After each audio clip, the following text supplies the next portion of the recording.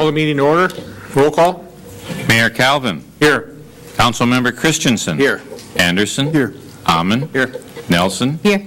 Bauman. Here. Johnson. Dockin. Here. Fagerly. Here. 8 present, 1 absent. Please stand for the Pledge of Allegiance. Pledge allegiance To the flag of the United States of America and to the republic for which it stands, one nation, under God, indivisible, with liberty and justice for all.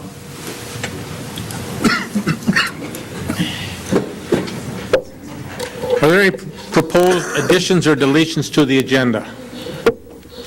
Councilmember Nelson. Thank you, Mayor Calvin. I'd like to add an item at the end for discussion. Okay.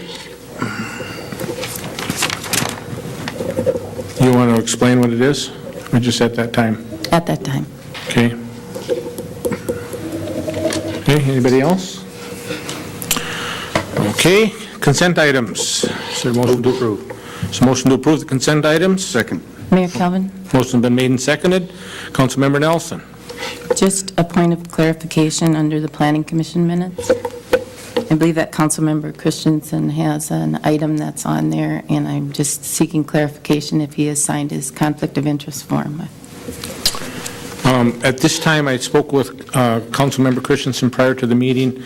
We will be taking care of that by the end of the week. So, Councilmember Christensen. Thank you, Mr. Mayor. I'll be abstaining from that, so. Okay. Anything else? Okay, there's a motion and a second to approve the consent items. All in favor signify by saying aye. Aye. Pose same sign. Abstain.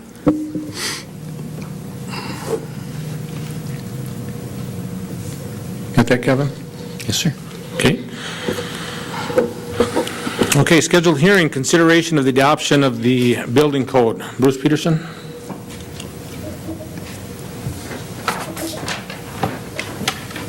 Mayor Kelvin, members of the council. This comes before the council about every 3 years when the state of Minnesota adopts changes to the building code and basically creates a new and improved, and I say that lightly, state building code. The state of Minnesota has finalized changes to the 2015 building code.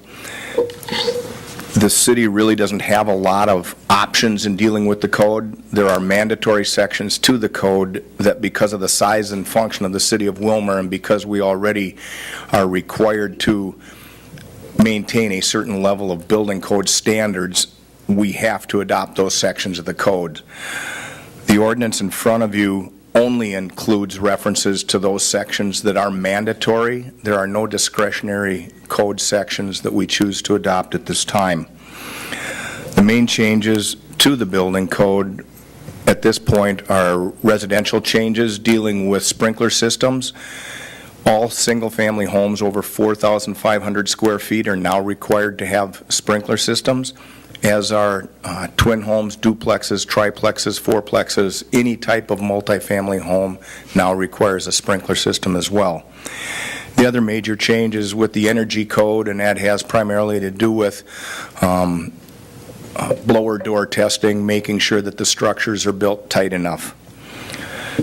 Again, there are no code sections proposed for adoption that are not mandatory. There are no fee changes proposed with this code, and it's the recommendation of staff that the ordinance adopting the code be adopted, assigned a number, and published. Okay, any members of the public that wish to speak? Hearing and seeing none, I'll close it, bring it up to the council table. Council? Mr. Mayor, I move to adopt, assign a number, and publish. Got a motion, is there a second? Second. Motion been made and seconded, discussion. I have a question. Councilmember Fagerly. Thank you, Mr. Mayor. Bruce, the 4,500 square feet, that includes main floor and basement, right? Everything, yep, it's Just cumulative. above ground. Nope, it's all cumulative levels. So that's a pretty big house. Well, yeah, if you built a 1,500 square foot basement with a main floor and a second floor, you're right there. But again, that's quite a bit of space. Yep. We don't see that many homes that size built. Thank you. I have a question. Councilmember Plowman. Thank you, Mr. Mayor. Right now, it's my understanding that there's possible proposed legislation, I believe, out of Mille Lacs County, dealing with the procedure of possibly opting out of 2015 building code. If that is successful, if that measure is successful, is it possible for cities, municipalities, counties to follow suit once new precedent has been set? So could that aspect of it be revisited in the future? I guess I would defer to legal counsel for the ultimate answer, but my initial response would be that the city of Willmar is classified differently than Mille Lacs County, and counties may be given certain options that municipalities our size are not, but I don't know that to be exactly true. Okay, thank you. Counselor, you want to answer? Mr. Mayor, members of the council, I'm not aware of any pending changes to the code that would allow the city to opt out of any mandatory sections. Certainly, if I hear of any, I will let you know, but I don't believe that's the case under the law as it exists now. There is no discretion for the city. You have to adopt the mandatory sections, and the city has to continue enforcing the building code. And I think that's the end of the story. Like I said, if I hear otherwise, I'll of course let you know. Any other comments? Bruce, the fire code is not being adopted at this time, is that correct? No, that will be dealt with separately.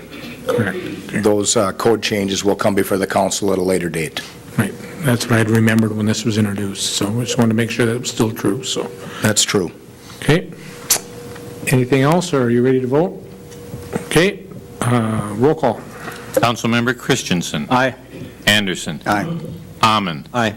Nelson. Aye. Bauman. Aye. Dockin. Aye. Fagerly. Aye.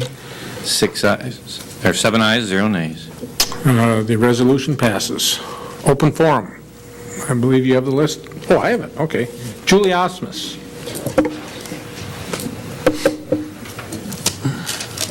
Thank you for being here tonight.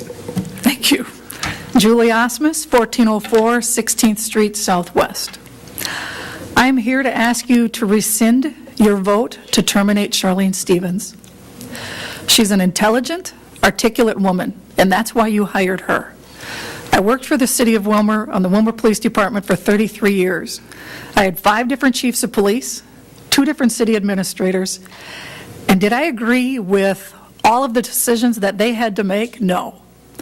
Mick Schmidt made decisions that I didn't like. Charlene Stevens has had to make some decisions that I didn't agree with. But I knew that what she did was being fiscally responsible and doing what was in the best interest of the city. That doesn't make her a bad leader. I've also talked with some other members of other city departments, and they also have no problem with her leadership. I worked for her. These are people who work for her, and they do not want to see her gone as our city administrator. I care about this city. I was part of the delegation that went to Atlanta when Willmar was designated as an All-American city. I was proud to do that. I was proud to be a part of that. We are a great city, but what happened here 3 weeks ago was outrageous. The damage that has been done with no explanation and no justification is outrageous. I am not proud of how you represented our city. Your silence and giving no explanation for your actions, you did it with no just cause. She did nothing illegal or immoral. Data privacy involving her performance evaluations were not an issue. Councilman Plowman asked the city attorney if there was anything that was going on that couldn't be discussed, and he was told no.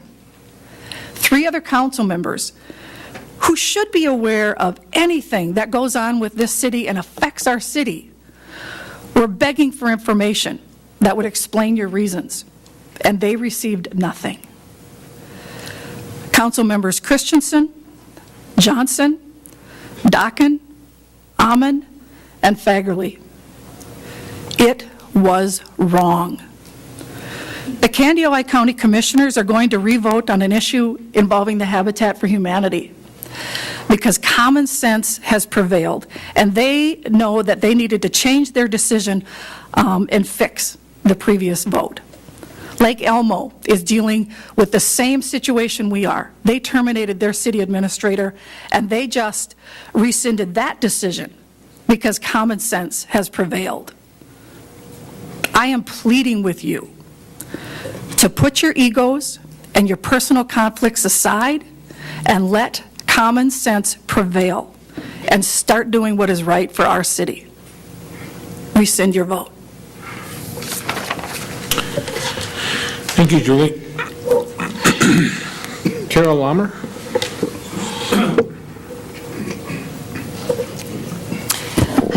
Thank you for allowing me to speak. Carol Lammer at 1313 LA Avenue Northwest. Just commenting, I recently attended the National Main Street Conference in Atlanta, Georgia, at my own expense, just because I believe in this city and I believe in our downtown. Everyone kind of knows that. You know, I ride bike down there on Sunday nights and greet people, that type of thing, and believe what's going on in our community. And one thing that I did see, a general theme throughout that conference was the support from the leadership in the city. And I would ask for you to kind of reevaluate, you as leaders, what's going on in our city. Look at time, talent, and treasures. You may say, well, we give X amount of dollars to the Willmar Downtown Development, but there's a lot more than that. There's people that have some talents that could be shared, and I ask each of you to kind of think about that. What could I be doing to help?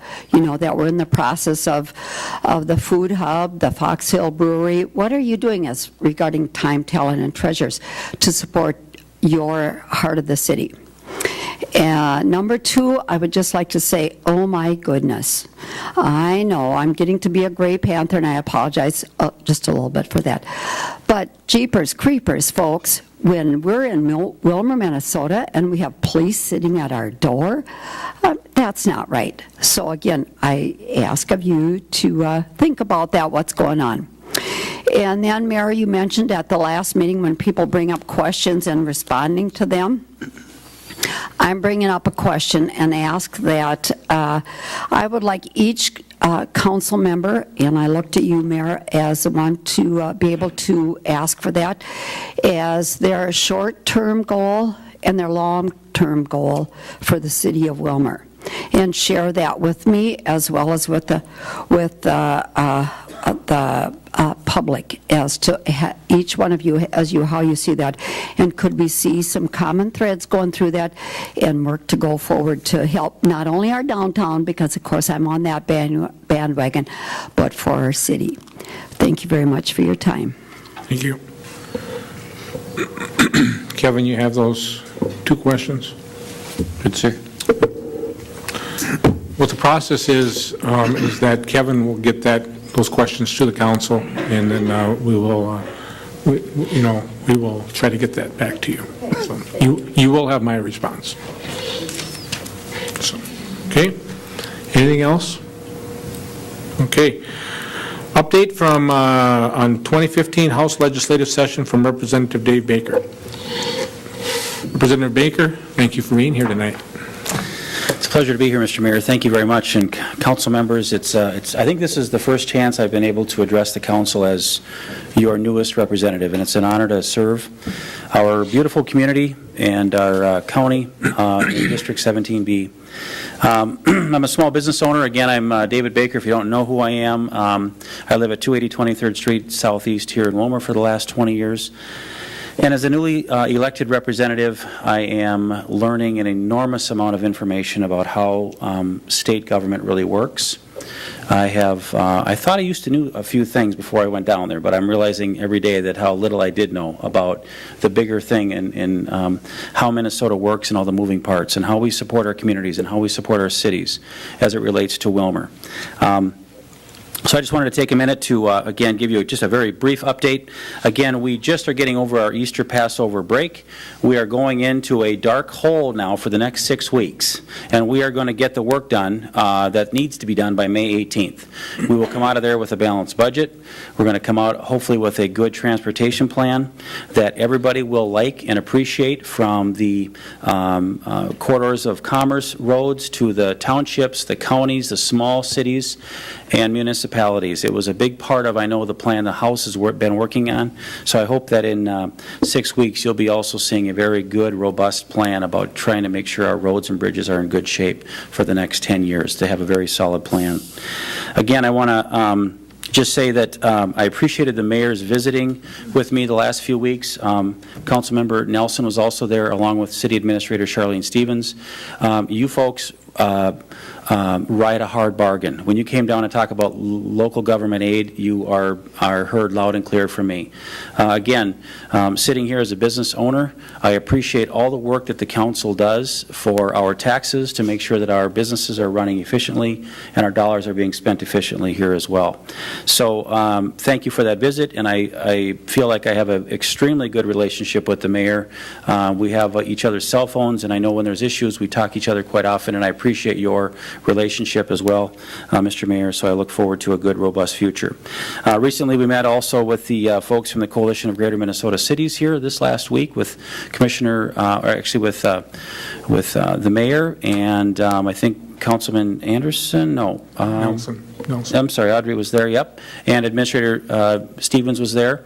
And again, we talked a lot about the issues at hand, whether it would be broadband, transportation. A large part of our conversation was the Burlington Northern Y that we're working on, and I will tell you that next week I plan on putting together the bonding application for next year's bonding plan so that the state of Minnesota stands ready to help Willmar with that industrial park piece of this park that will actually put it into a new, hopefully a new level, and I'm very excited about that. So I will work extremely hard to make sure that that bonding is in place. I will be meeting actually with Chairman Torkelson of the Bonding Committee next week as well when I introduce that for next year's bonding plan. Also, we're working on the environmental issues with our Willmar water plant. We want to make sure that scientific data is there to prove that the investment is going to be needed. Otherwise, I will fight very hard to make sure that the dollars are not spent on improving something that doesn't show it's going to have a good value of return. So I'm looking forward to that. And again, I stand ready for any questions this evening. I've been down there for about 2.5 months. We have 6 weeks to go. I want to suggest that I'm available to all council members. I can leave my card and my name here. I think that you all know how to get a hold of me as well too. And I know that the community is going through a lot of change, a lot of transition right now, just like I am when you take new offices and when you assume new roles and positions. So I know you guys all have your hands full right now, and I stand ready to support. And if there's anything that I can do to help make Willmar a better, stronger, more efficient community, I stand wanting to do that. So you have my commitment. I've also worked with Administrator Stevens for a number of years since she's been here, and I want to wish her the very best in her future endeavor. I have really enjoyed working with her on so many levels. And again, I just stand ready to call on anybody that needs assistance.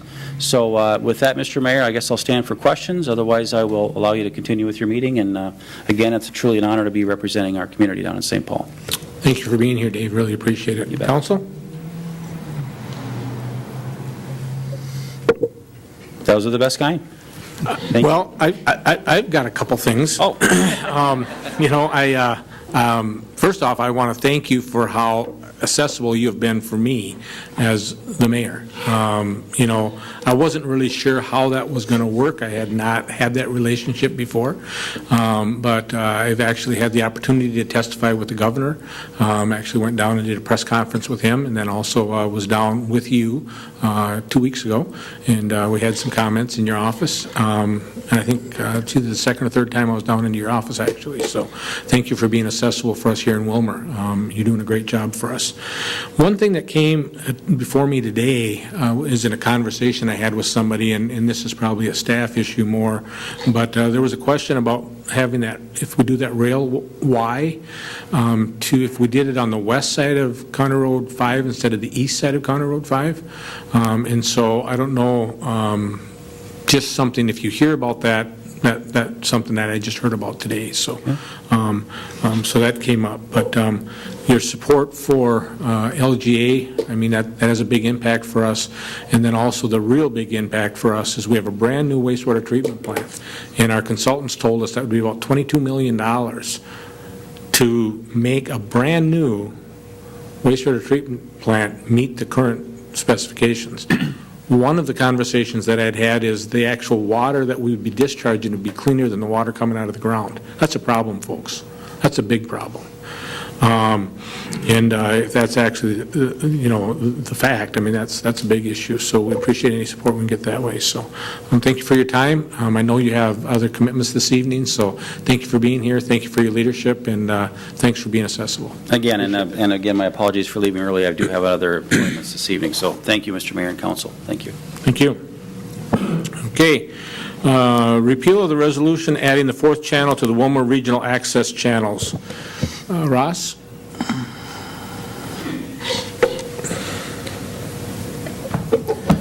I can just give you a rundown of essentially what happened is that the resolution was voted on by the council before Charter and Windstream had received the letters on that. After they did receive the letters, I contacted Charter, and unfortunately no one from Windstream has contacted us yet on it, but we did try to reschedule with them. They were unfortunately unable to make that appointment also. After discussing it with our franchise attorney, Moss and Barnett, that they decided we should repeal the resolution and then reintroduce it when Charter is able to reschedule and appear here. So. Okay. Council? Councilmember Christensen. Thank you, Mr. Mayor. I'll move to repeal the resolution for the addition of a fourth channel to the Willmar Regional Access Channels as requested. Second. Motion's been made and seconded. Discussion. Councilmember Anderson. Thank you, Mr. Mayor.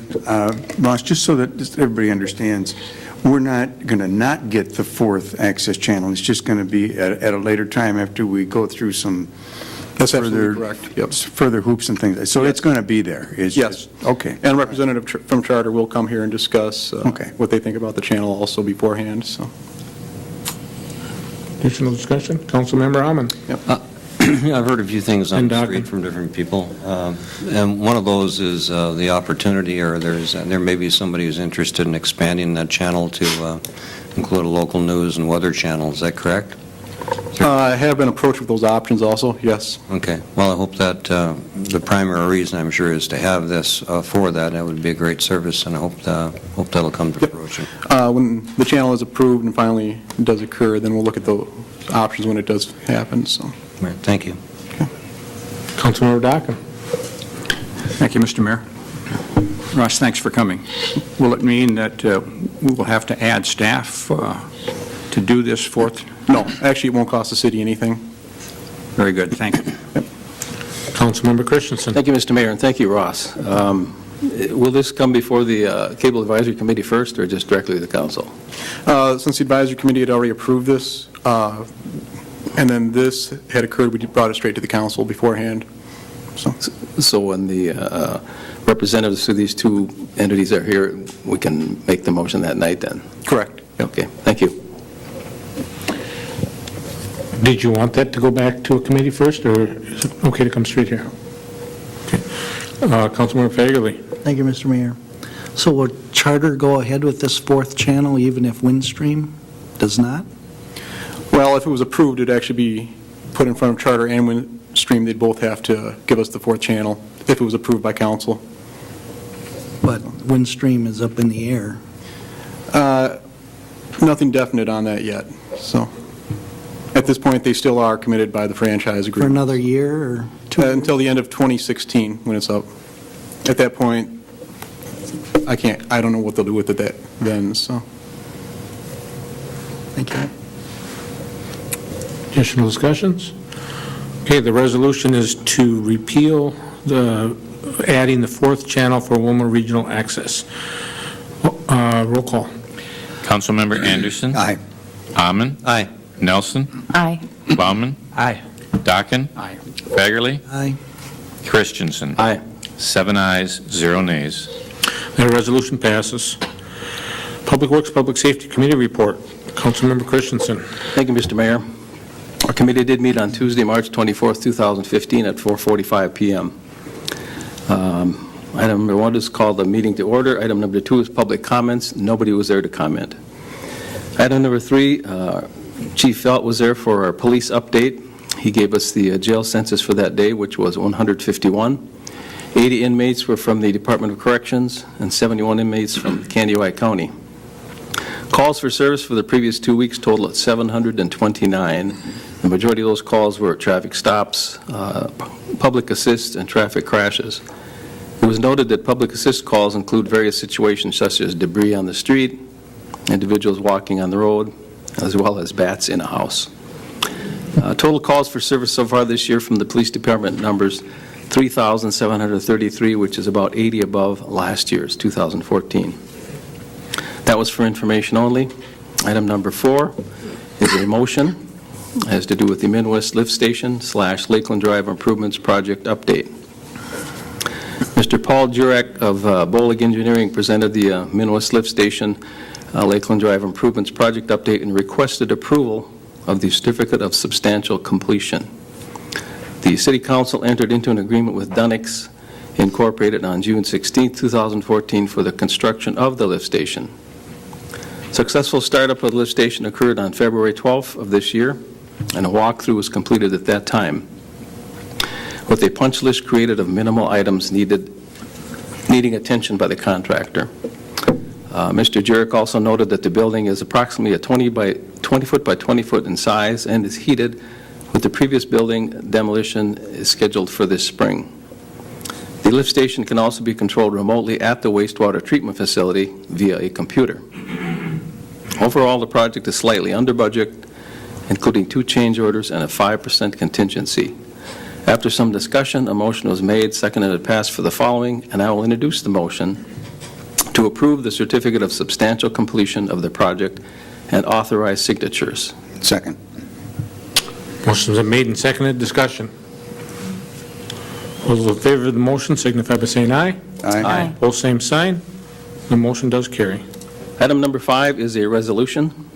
Has to do with requesting to purchase / replace a floor scrubber.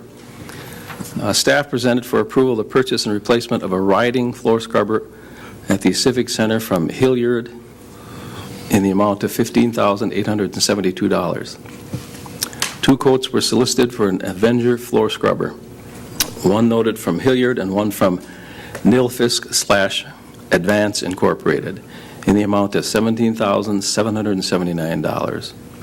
Our current floor scrubber unit is 11 years old and is in very poor condition. The 2015 CIP included $13,500 for the purchase, and Hilliard is giving us $1,750 as trade-in allowance for the current unit, with the remaining $622 being paid from the Civic Center operating budget. Again, after some discussion, a motion was made, seconded, and passed for the following, and I will introduce the resolution to approve that purchase of an Avenger floor scrubber for the Civic Center from Hilliard in the amount of $15,872. Second. Motion's been made and seconded. Discussion. In the notes here, it states that this was approved in the capital improvements plan. Is that correct? Yeah. Okay. And so it's still coming back, and that's because of the council policy on the $10,000? Correct. Okay. Roll call. Councilmember Amon. Aye. Nelson. Aye. Plowman. Aye. Dockin. Aye. Fagerly. Aye. Christensen. Aye. Anderson. Aye. 7 ayes, 0 nays. That resolution passes. Item number 6 was also a resolution, and it had to do with number 1407 project final. Once again, staff brought forth for approval the acceptance of this project 1407 and to authorize final payments to Zenergy LLC in the amount of $3,174.45.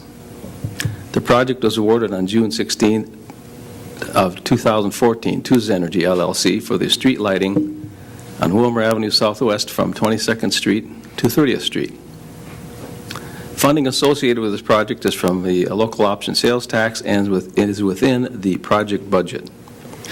After some discussion, a motion was made, seconded, and passed for the following, and I will introduce the resolution to accept project number 1407 and authorize final payment to Zenergy LLC in the amount of $3,174.45. Second. Motion's been made and seconded. Discussion. Roll call. Councilmember Nelson. Aye. Plowman. Aye. Dockin. Aye. Fagerly. Aye. Christensen. Aye. Anderson. Aye. Amon. Aye. 7 ayes, 0 nays. Resolution passes. Our last item is also a resolution. Has to do with the request to purchase and replace a one-ton truck. Staff brought for approval the purchase/replacement of a one-ton Ford 350 truck with a dump body.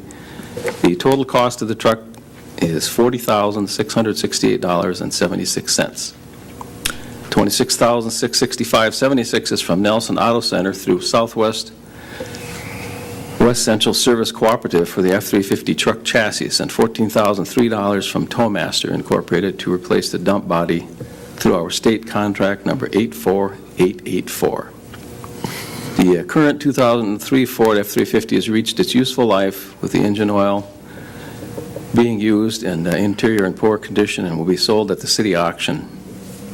The CIP for 2015 did include $47,000 for that vehicle. And tax and license will be added at a later date for the truck chassis portion. After some discussion, once again, a motion is made, seconded, and passed for the following, and I will move the resolution to approve the purchase replacement of that Ford 350 truck with dump body in the amount of $40,668.76. Second. Motion is made and seconded. Discussion. Roll call. Councilmember Plowman. Aye. Dockin. Aye. Fagerly. Aye. Christensen. Aye. Anderson. Aye. Amon. Aye. Nelson. Aye. 7 ayes, 0 nays. Resolution passes. That was the last item on the agenda, and if there's no further questions or comments, I would move to file these minutes. Second. Motion been made and seconded to file minutes. Discussion. All those in favor signify by saying aye. Aye. Opposed, same sign. The motion does carry. Community Development Committee report. Councilmember Fagerly. Thank you, Mr. Mayor. Community Development met Thursday, March 26 at 4:45. Number two was public comments. There was no one there to address us. Item 3 was Habitat for Humanity tax abatement request.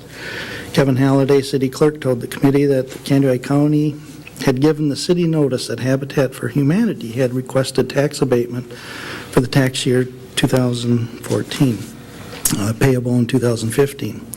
The city portion of the abatement is calculated at $7,257. By statute, the county has had to hold a hearing and notification of the city portion of the abatement will be approved. Contrary to media reports, city staff had numerous contacts with Habitat for Humanity to assist them through the tax exemption process. Habitat staff did not follow through in a timely manner, therefore creating the tax issue.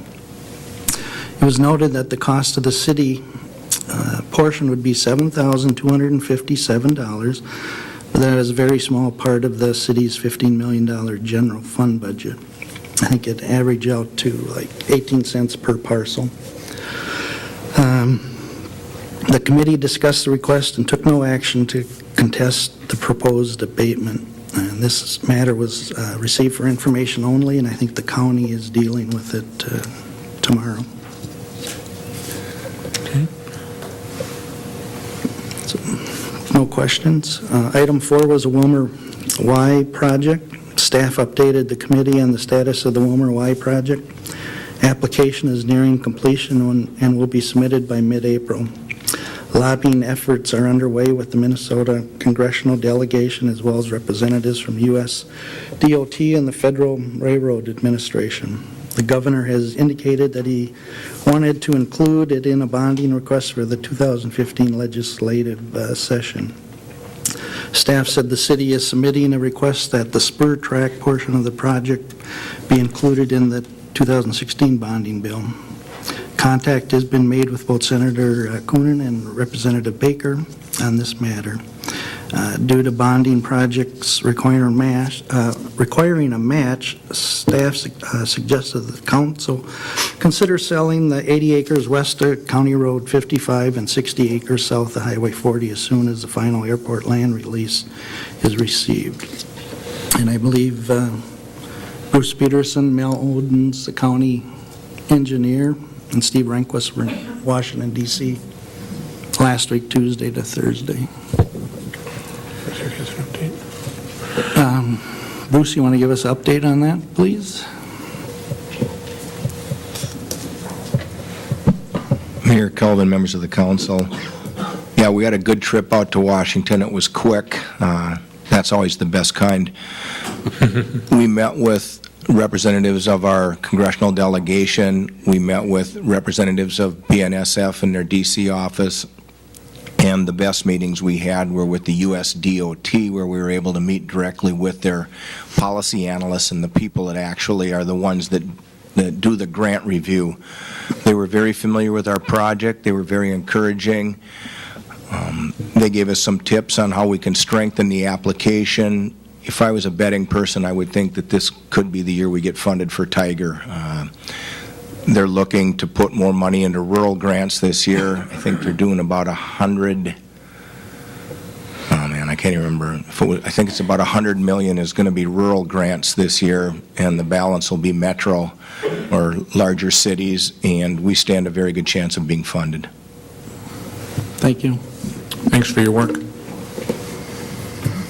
Item 5, Airport Terminal Building Purchase Agreement. The committee received a purchase agreement provided to the city for the purchase of the former airport terminal building, along with an offer of $140,000 for the property. The purchaser was requesting that the city conduct significant amounts of environmental review, including a Phase 2 environmental study. The committee felt that it was more appropriate for the buyer to do the environmental due diligence. The committee also discussed options for pricing the property, either with the building demolished or with the building in place. Staff was directed to further negotiate with the property owners and to submit a counteroffer. It is understood that any final action on the sale of the property is at the discretion of the City Council.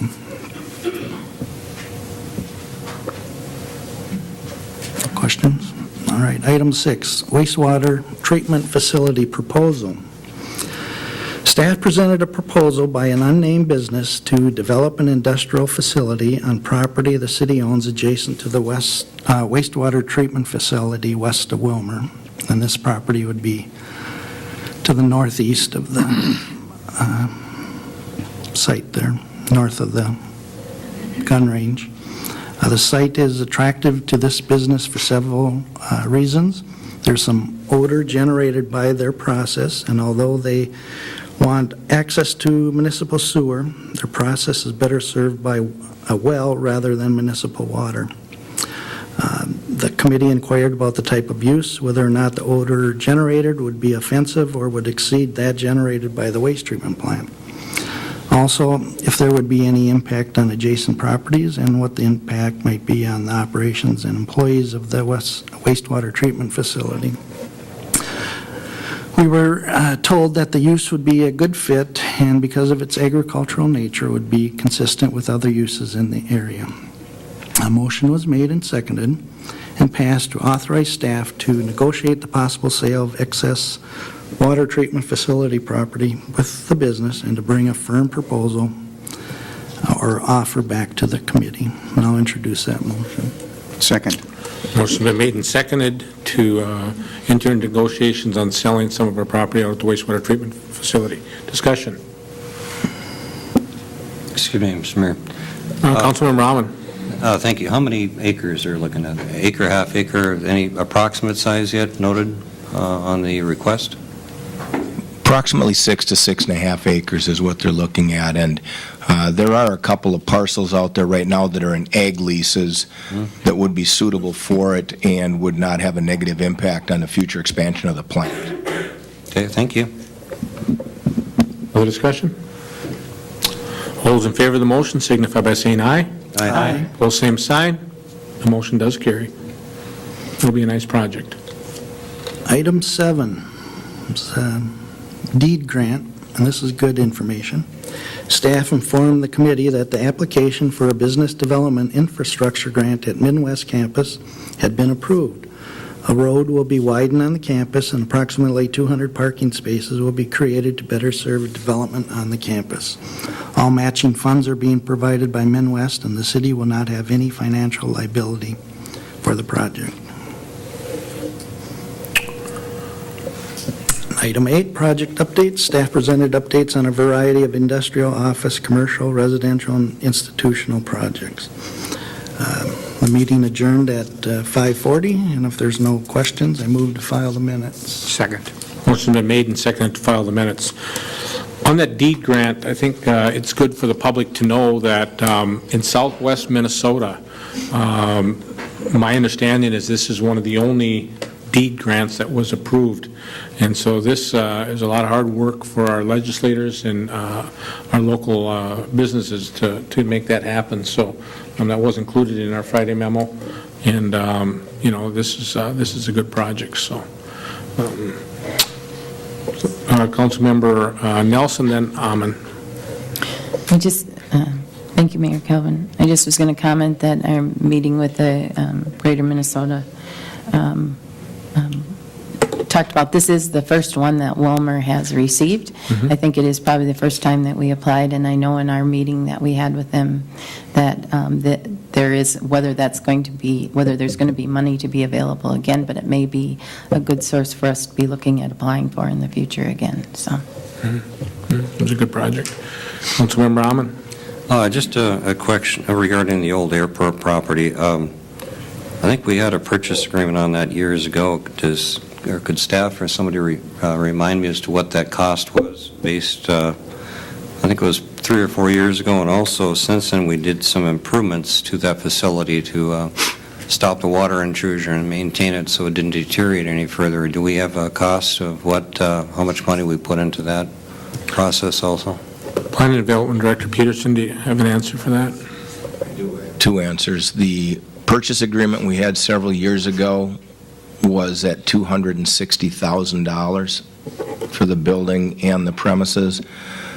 Since that time, in order to preserve the structure through the land release program, I believe the city put approximately $20,000 or $22,000 into that building just to basically vinyl coat the outside of that building so there would be no more water intrusion. And that has been successful, but overall the building continues to deteriorate, and there really is no value to the building despite the fact the FAA said we had to put that money into it. Yeah, I remember it now. Thank you, Bruce, for the update. Appreciate it. No discussion? Okay, motions is made and seconded to file the minutes. All in favor signify by saying aye. Aye. Pose same sign.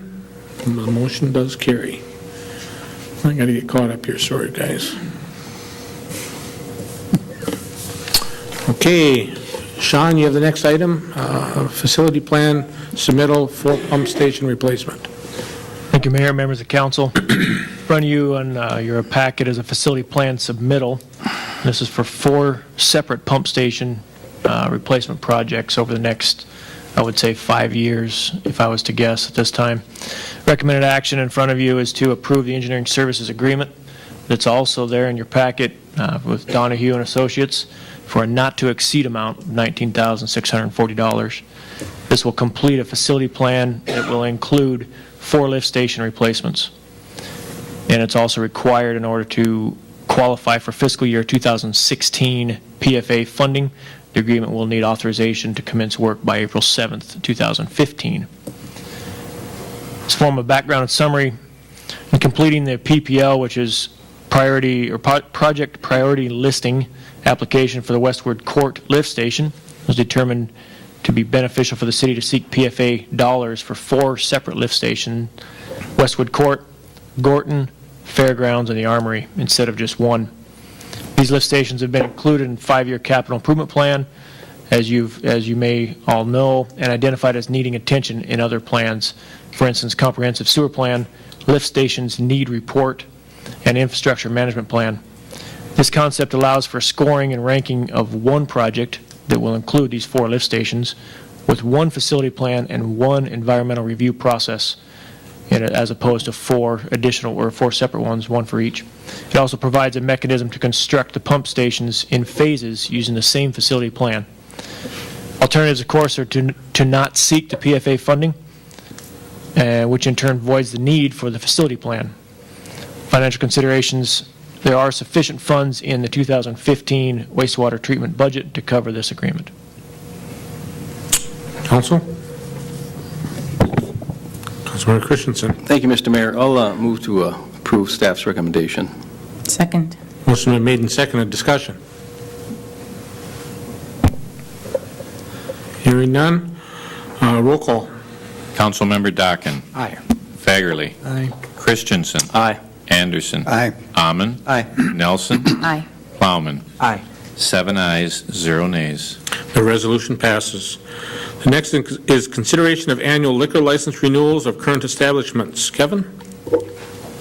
Mayor Calvin, members of the council, you have before you the list of on-sale, off-sale, and on-sale 3.2% intoxicating malt liquor renewal establishments. The police department has reviewed all of their criteria of paying taxes and utilities, and everything is in order. Staff's recommendation is to approve the renewal licenses as listed. Move to approve. Second. Motion been made and seconded. Discussion. Councilmember Anderson. Thank you, Mr. Mayor. Kevin, does this clean up the balance of those that hadn't submitted prior to this time? So Yes, sir. everybody is now licensed? Correct. Okay, thank you. Roll call.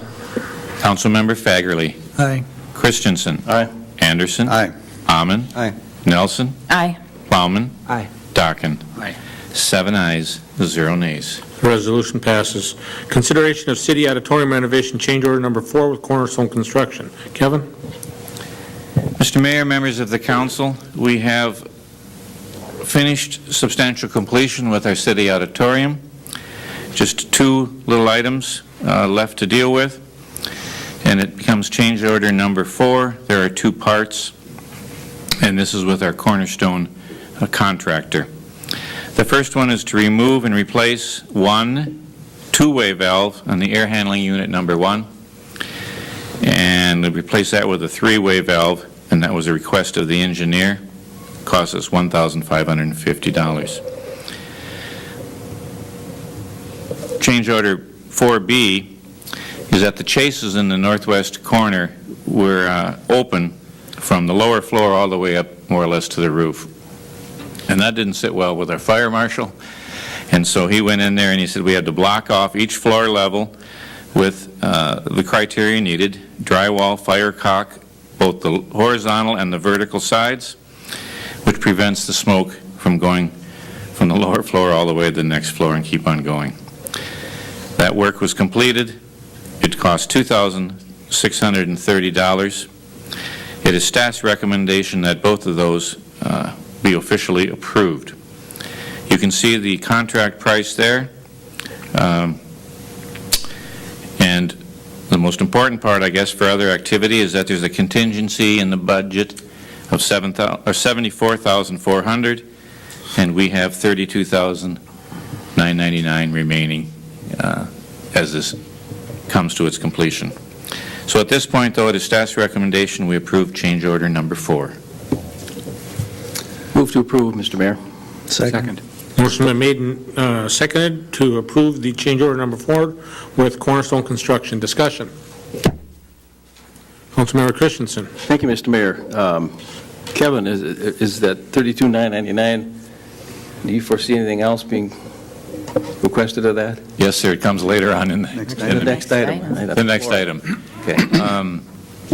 The fire marshal still has some concerns with some doors or expanding gates on the second floor to stop anybody going up in case you lost power and it was a smoke-filled room. And so we're still investigating that. Never had that, never was caught before, but it's a requirement today, and so we'll be coming back with that one. And then the floor that's going to follow here. Thank you. Councilmember Dockin. Thank you, Mr. Mayor. Kevin, a couple of concerns not concerns, but areas that the local veteran community has. Of course, is Memorial Day is upcoming, and that's a fallback area for, in case of inclement weather, the auditorium. And then about the gun range. When will the gun range be open? Mr. Mayor, members of the council, initially for Memorial Day, I think we're there for that backup. The electrician has finished the exit signs. They were all corrected. Nothing was in the hallways and so forth. So that is meeting fire code. And whether all the paint is completed, it wouldn't matter on Memorial Day. As far as the gun range, the Community Ed and Rec Director, Mr. Brizendine, has met and negotiated an agreement, and that is sent or being sent to the city attorney to review that agreement for its appropriateness on all clauses. If everything is in order, that may be done within 2 weeks. Unfortunately for the opening, they're now ready to shoot outside. That's just kind of the timing thing. But outside of a practice, we certainly want people to come in there, not the public at this point, but the Willmar Rifle and Pistol Club or city staff, and make sure everything's in order. So that'll be happening very soon. Of course, there's a lot of criteria in that contract with Willmar Rifle and Pistol Club of insurances and so forth, and we have to make sure that all gets properly taken care of, and it may be beyond 2 weeks, but we are there. If you ever wanted your own self-tour, we can give one. And there are various levels of painting needed and multiple floors, not part of any contract, and we just need to freshen that up. We are focused on a June 25th open house with the Willmar Fest Downtown Block Party. And so that's all going to come together with that committee, led by Dale Johnson and Kelly Welsh and many others, Leanne Freeman, and we will have a presentation for the public, and should go well. We will certainly be ready for the public in the fall when they like to come back off of shooting outdoors and shooting indoors. So, Thank you. Okay. All those in favor of that, resolution, roll call. Councilmember Christensen. Aye. Anderson. Aye. Amman. Aye. Nelson. Aye. Plowman. Aye. Dockin. Aye. Fagerly. Aye. 7 ayes, 0 nays. That resolution passes. Consideration of city auditorium gym floor improvements. Steve?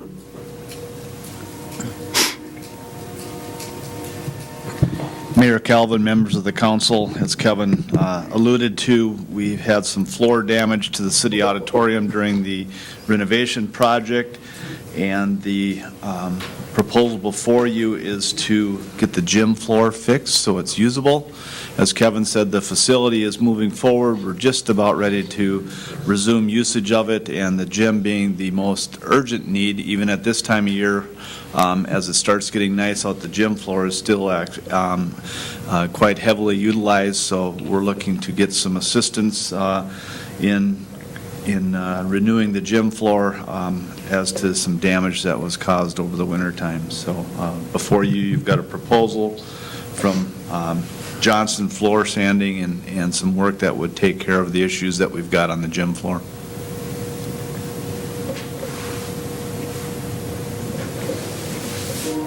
Councilmember Anderson. Thank you, Mr. Mayor. This Can we get a motion in a second before we have discussion? Okay, I'll move approval. I'm sorry. Second. Motion been made and seconded. Councilmember Anderson. The damage that was done, is any of that due to contractor error or anything? Do we have any fallback on this? Mr. Halliday will answer that question for you. Mayor Calvin, members of the council, we believe that the floor was in perfect shape at the exit of Echo Environmental Contractors, and between that and the completion of the air handling units was the damage occurred, and so our answer to that would be, we believe so. There has been some give and take on that with the contractor, and we're reviewing a proposal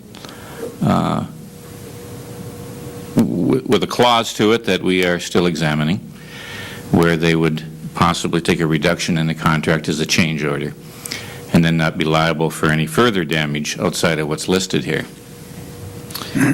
We have some concerns to let us pause because there's a potential of being damaged in the subfloor after we open up a few of those boards. So we believe we can work something out with the contractor on that and take care of that, especially if it's only limited to this dollar amount. The issue before you is a little more complicated. There's really two steps. One, we can repair. I want to make sure that I clarify that the motion that I made was for the 1750. That's my motion, is just to do the repair for the 1750, and then if we're going to do the other part, then we can have another motion. But I wanted my motion to be only for the repair, not having anything to do with repairing discoloration. Is that in agreement with the seconder? That's fine. Okay. Councilmember Ahman. Yeah, I can understand the snow melted on the wood floor. Is that correct? Or moisture coming off the air handling units from a cold truck into a warm building. And the boards buckled, and small buckling is okay. When they buckle too much, they start pulling the nails out, and there's some concerns. But we have a price from the company to pull those boards out and fix those things up and repaint the lines.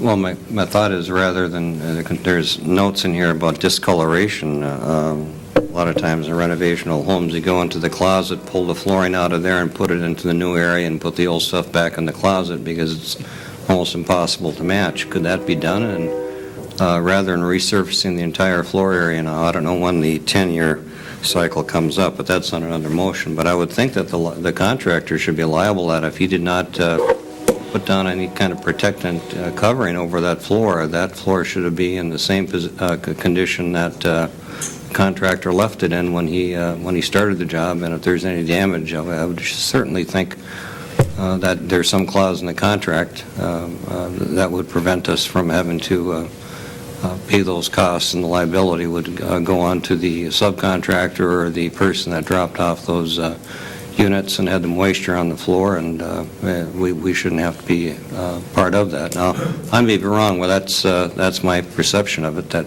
I hope there's something in our contract, Mr. Scott, that would clarify that a little more completely, as far as whose liability or whose problem that would be.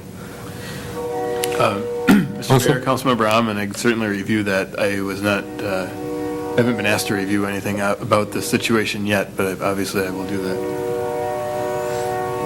If I may, Mr. Mayor, add further clarity. The contractor clearly put down the proper boards for putting air handling unit on the wood.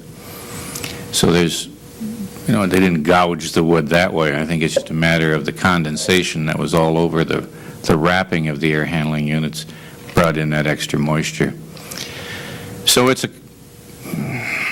a minor little skirmish here about who exactly caused it. It's different when you take a front-end loader and run into the building. You know what the problem is. Here's just a little bit of some moisture concerns. So we are dealing with that, and at this point, for the motion, I think it would be net zero.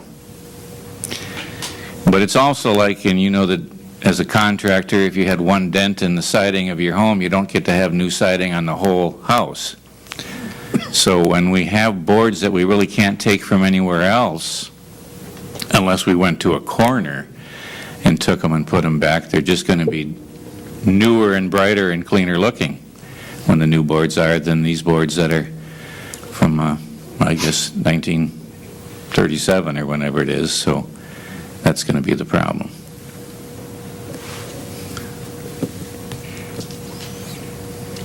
Councilmember Anderson, then Christensen, then Nelson. Thank you, Mr. Mayor. Did I hear you say net zero?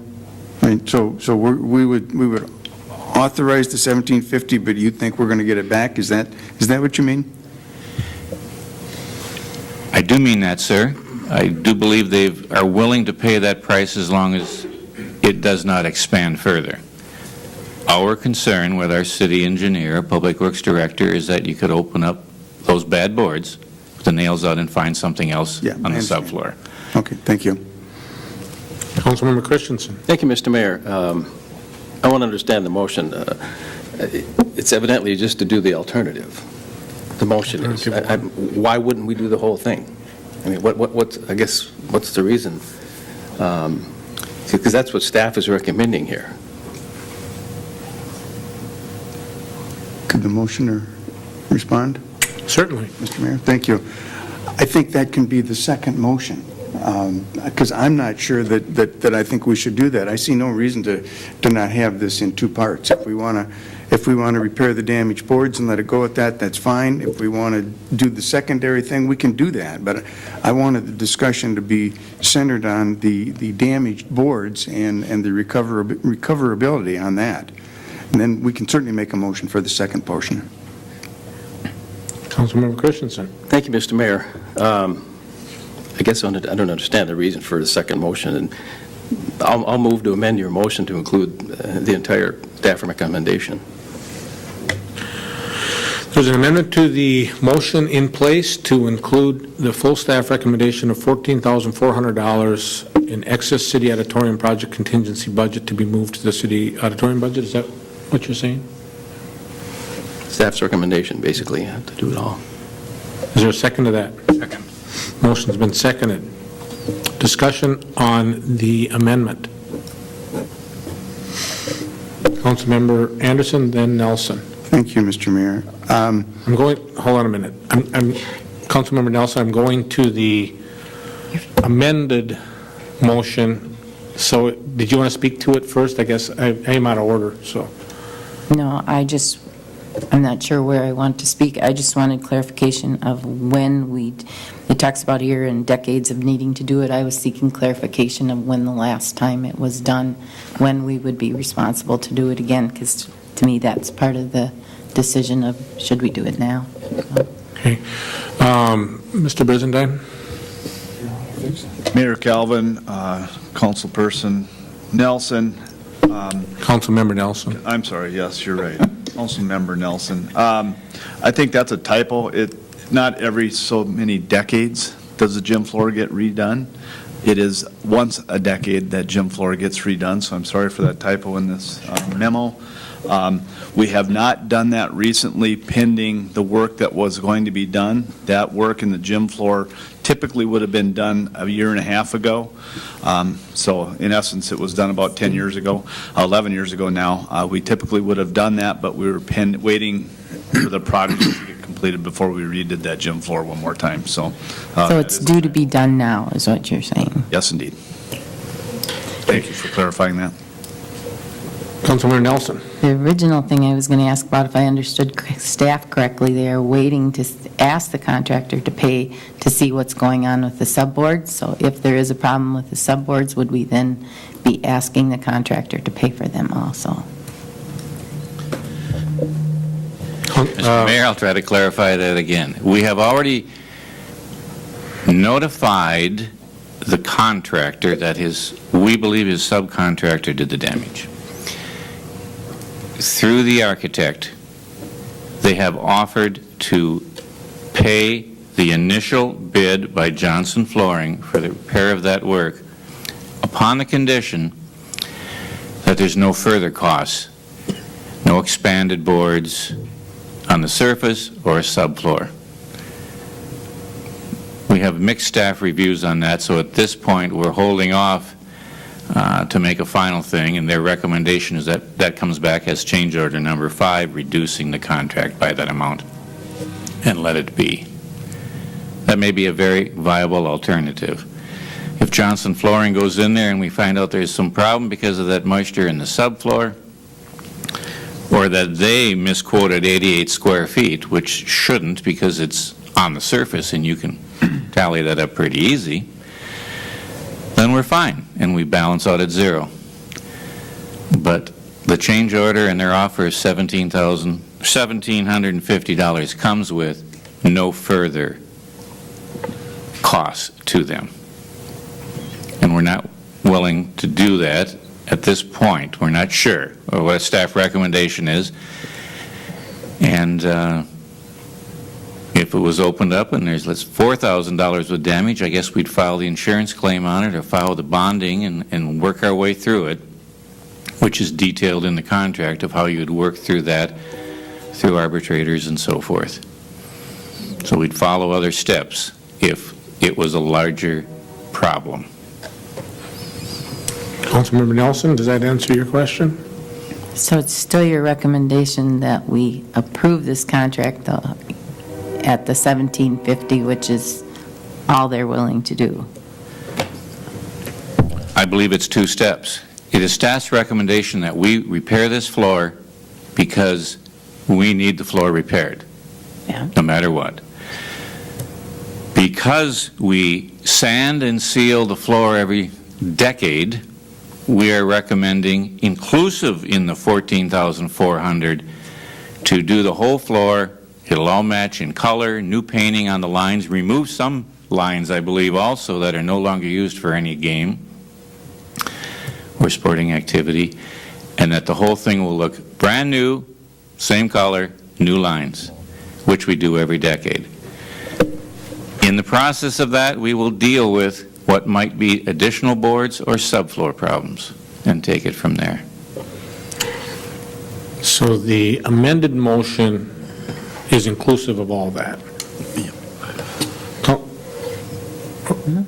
Councilmember Anderson. Thank you, Mr. Mayor. You know, I just have a problem spending $14,400. That's why I wanted to separate it out. $14,400 to make the floor all look the same. It's functional without having the whole thing done. We've spent, close to $1 million on that facility, and I think at some point in time we have to say, this works, it's good enough. So I just can't support spending $14,400 to repair that floor, to reseal that floor when it will be fully functional. Councilmember Christensen. Thank you, Mr. Mayor. We do some remodeling. Mr. Robin does remodeling, and if it needs to be done at the time, you get it done. You don't patch 88 square feet and then come in 4 years later and then resurface it. I mean, it just doesn't make a lot of sense to me. It needs it. I don't know if it's 10 years old or 15 years old. It says decades, but decade you clarified. And this floor gets a lot of use. All winter long, there's basketball, volleyball, all kinds of floor games in there. Adults, children, seniors. I don't see any sense not to do it. I mean, it's $14,400, which is this much of $1 million. I mean, that's just very little. And it needs to be done. So I support the amendment. Councilmember Nelson. I am just going to ask Mr. Bresendine to speak to the games that are played there. I believe the school is using it. I can support the amendment based off of the information that we are due to do this improvement, that it's something we would be doing anyway. But I'd like just clarification of, I know there's basketball there during the noon, but I believe we actually have the schools using the gym, and how would it affect the actual ability or with the lines and things on the floor if we didn't do the part of it. So. Mayor Calvin, members of the council, the usage of that facility is pretty widespread. As for school usage, no school usage would take place until the next basketball season. What's the usage now is our adult rec sports through the Community Ed and Rec Department and all other usages of the Community Ed and Rec programming areas. As for the gym floor and why we offered up, what we offered up here is that that gym has not had a repaint job to it in 11-plus years. Typically, that is done every 10 years. We've been waiting for this to get done. There are multiple lines on this facility that are no longer needed based upon current usage. The floor has not been repainted and sealed in that 11 years, and I think it's an appropriate time for this work to get done. Given the dollar amount that we're talking about, in any given budget cycle, this work would have been in there already, and we would have done this 2 years ago, and we wouldn't be having this conversation. But I think it's an appropriate motion that's on the floor right now to do this work while we're doing the work and getting that facility ready for the next usages. It makes sense to have it all ready to go. Thank you. Thank you. And I'm going to ask that we start moving our discussion towards a decision. So Councilmember Fagerly, followed by Allen. Thank you, Mr. Mayor. I was just going to say, our director said it should have been done a year and a half ago, so we've gained a year and a half usage in the old floor. But when I could run and jump, I loved playing there because they had good spring on that floor. So, and it's a great facility. We need to go ahead and finish the project. Councilmember Allen. Well, as far as the useful life, I guess Rick just answered it. I don't remember seeing that in the capital improvement budget as far as that gym floor being put up. Maybe that was underneath maintenance, and it may have been small enough or wouldn't have been in the capital improvement list. But if that floor was damaged by the contractor is liable. And if we have to go through additional efforts to take care of the damage after the fact, something was performed. I'm not an attorney, but I have been through some personal small little incidences that happens in jobs, and the contractor is liable. End of story. And the insurance companies get involved, and the issue is litigated and mitigated and resolved, and usually the bottom line is the contractor pays, because you should have been responsible for it. I just want to leave it at that. Good luck, Robert Scott. Thank you. Councilmember Plowman. Thank you, Mr. Mayor. We've put a considerable amount of time, effort, energy, and money into this facility. I would speak on behalf of the amended motion to complete the project. It seems as though it's an opportune time, if there is damage, it's an opportune time to go in and both fix the damage and complete the rest of this work. Given the consideration that staff is going to do their utmost to ensure that the city receives adequate compensation for the damage that was incurred. So I speak in favor of the motion amended. Are we ready to vote? So we'll vote on the amendment.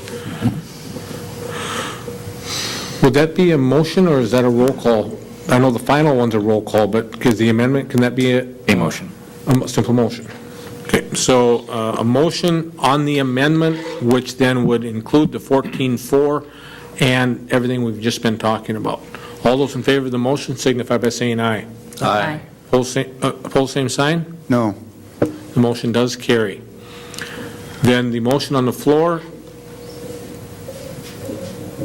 is a resolution to approve the motion as amended. Which technically would be spending of $14,400 with Johnson Floor Sanding Company for the sanding and sealing and new urethane on the gym floor. Correct, but we have to do this by resolution now. That's correct. Discussion. Roll call. Councilmember Anderson. No. Amon. Aye. Nelson. Aye. Plowman. Aye. Dockin. Aye. Fagerly. Aye. Christensen. Aye. 6 ayes, 1 nay. The resolution does pass.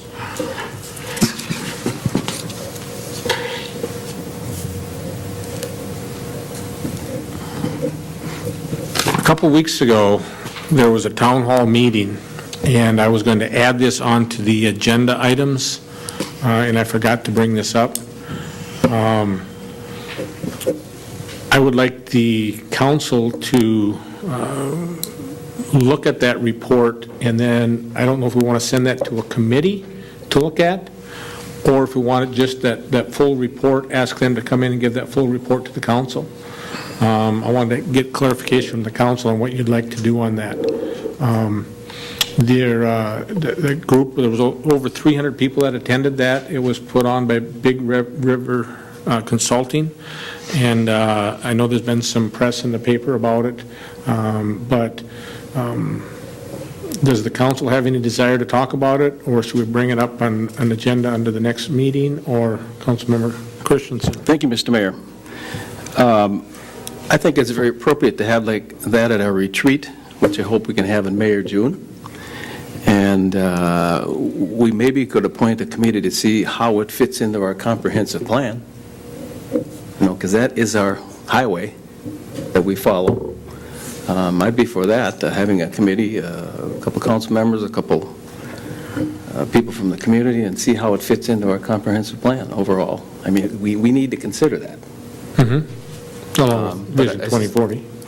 I suspect it's a good thing to bring up at the retreat, and maybe we can be working on those dates here soon, too.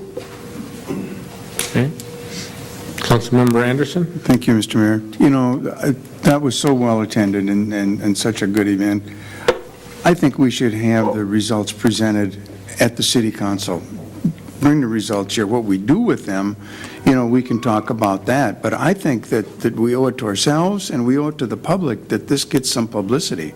There were a lot of people that invested 2.5 hours that evening to come up with a lot of really good ideas. So I would strongly recommend that this comes forward with a presentation to the city council on the results. And then we can act on it, be it at a retreat or however we want to do it. But let's bring it here so that everybody hears the same thing. Councilmember Nelson? Along the same lines as Councilmember Anderson, I was going to suggest that we have some sort of work session where we can have the presentation made by the group or committee or however we want to receive it, and have an opportunity to have some dialogue and discussion, because I believe some of us were at that meeting, but I don't believe all of us were. And if either we take the time to observe it, I know it's available to watch on video, but I think if we had the presentation and experienced what went on that night, that during a work session might be appropriate for the entire council to hear it and then see what we want to do with those results. I do not think we should be waiting for a retreat. I'm not sure when and if that will ever happen. So I think we need to receive it and take a look at it and see what we want to do with the information. Okay. I think that,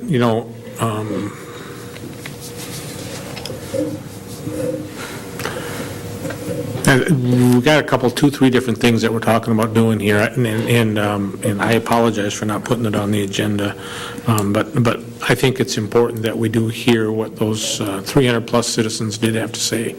I reviewed the report this afternoon, and it is out on the Vision 2040 website. The county's got it. I believe it's available. Hard copies are also available at City Hall.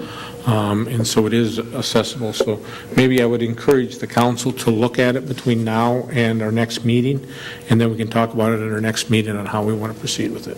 Councilmember Christensen. Thank you, Mr. Mayor. Will it be emailed to us?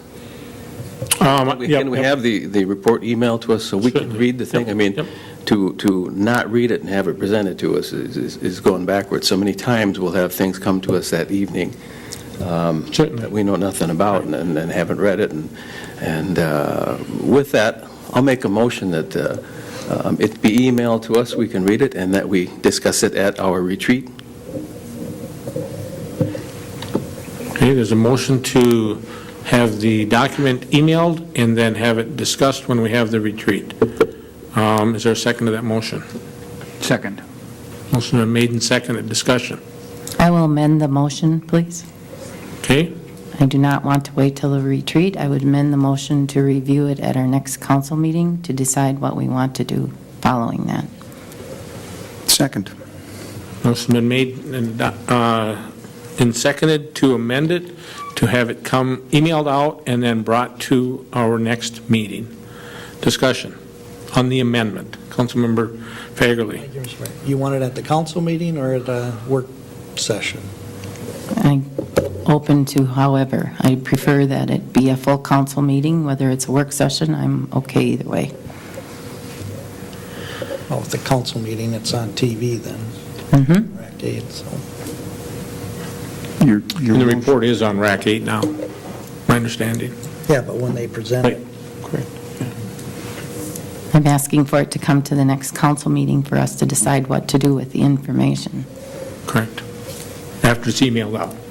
Councilmember Alman, I'm sorry. Well, just, you're just bringing this up out of nowhere, and of course, you're trying to think quick here and try to do what's best and try to give time to doing what's best for the city, to dissolve what happened and the events that took place.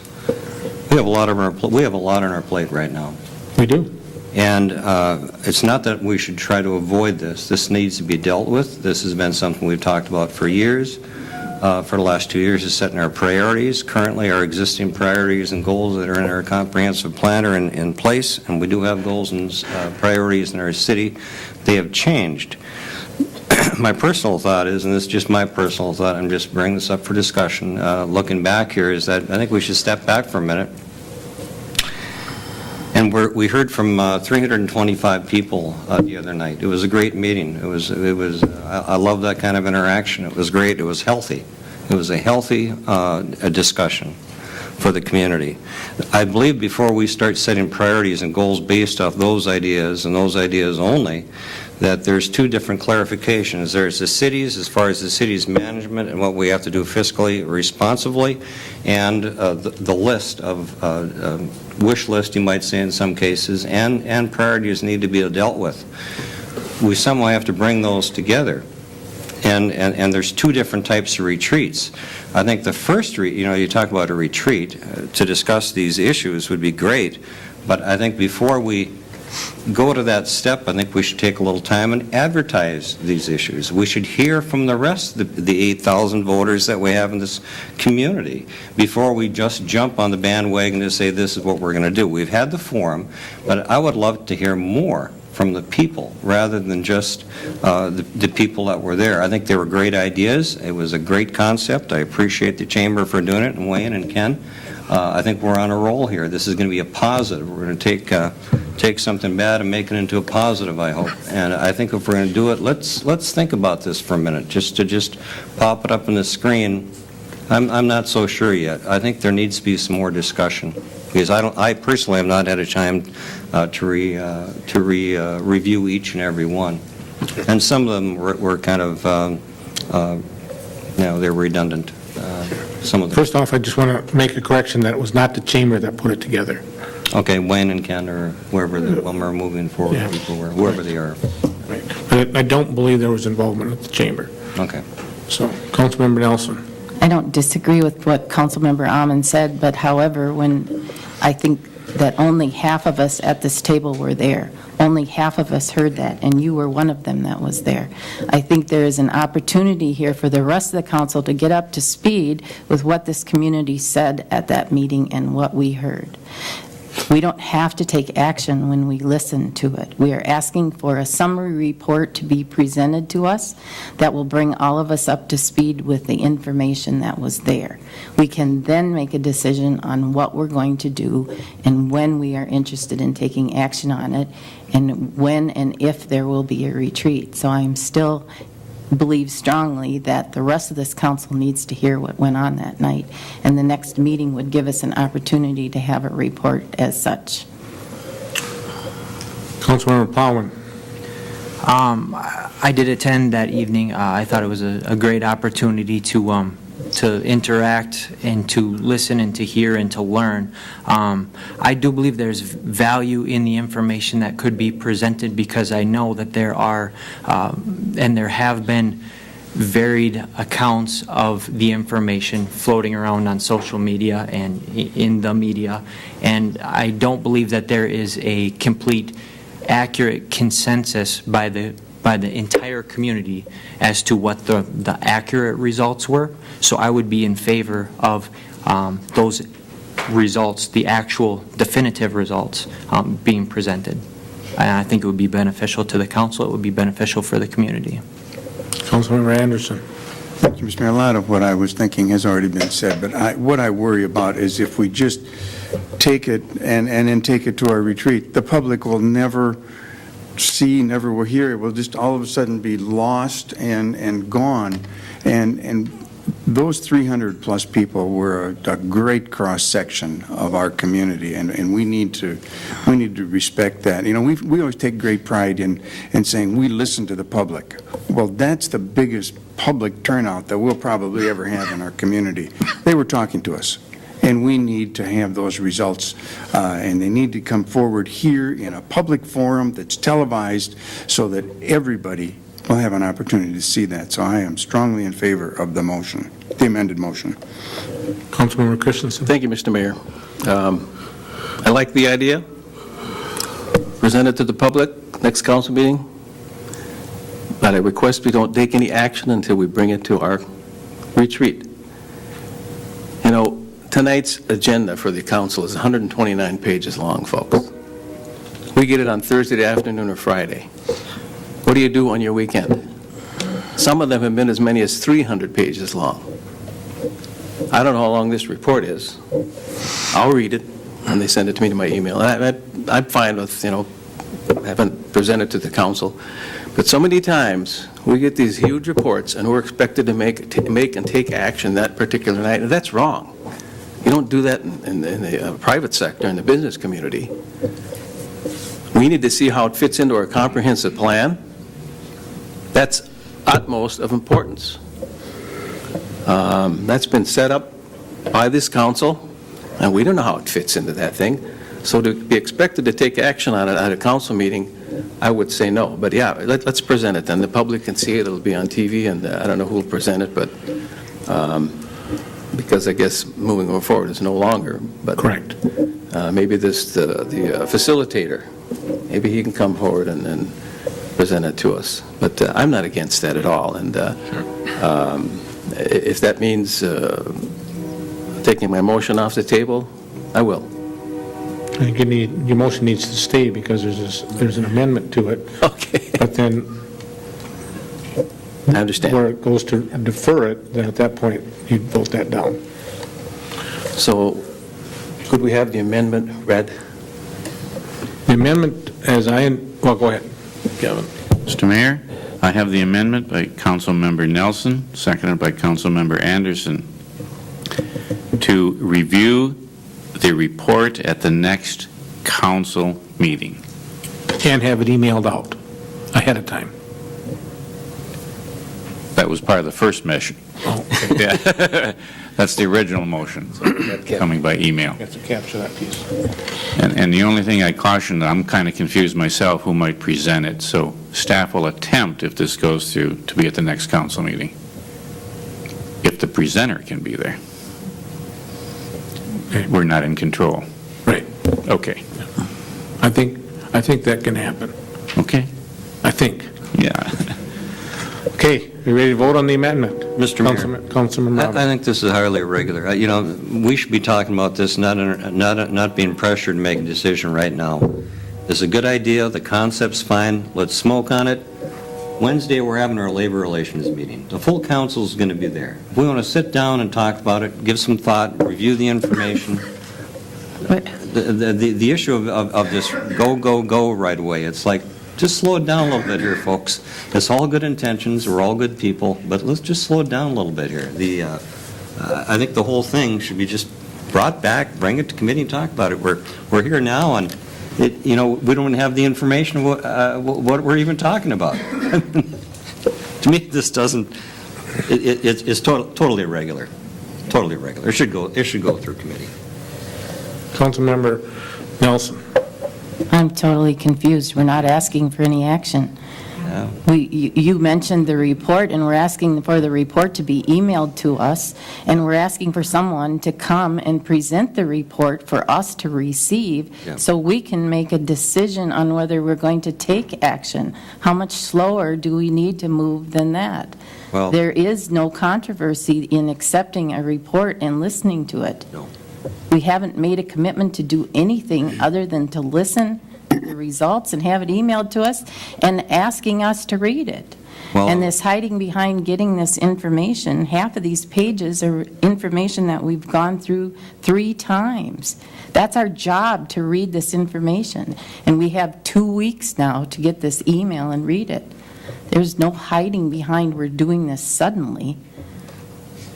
Councilmember Anderson. Thank you, Mr. Mayor. You know, I just want to remind the council that we like to have information ahead of time. We like to see it on the agenda. But 3 weeks ago, we took an action, a very major action that came up that night, having to do with the city administrator. Some of us had absolutely no knowledge and still have no knowledge. So this notion that we have to run everything through the committees and everything like that is bogus. It just doesn't always happen. Are you ready to vote on the amendment? All in favor of the amendment signify by saying aye. Aye. Opposed, same sign?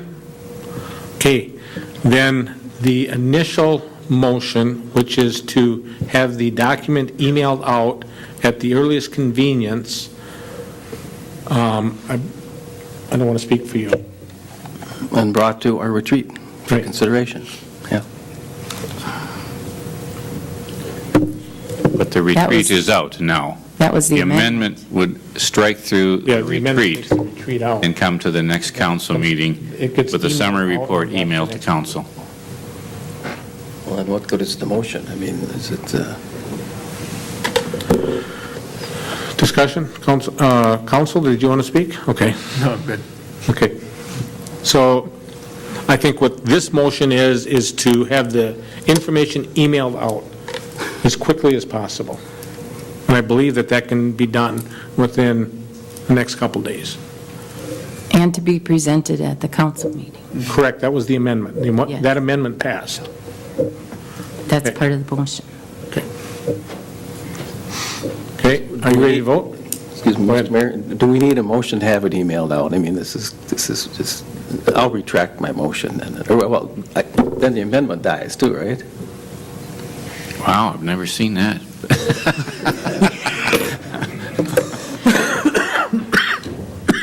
Can't we just vote on it? Go ahead, yeah. Okay, we're just going to vote on it, Kevin. We're going to vote on the motion. So, all those in favor of the motion signify by saying aye. Aye. Aye. Opposed, same sign. So, the information will be emailed out. Dennis, you know, you bring up an important point. We had a couple members of the community talk before the meeting.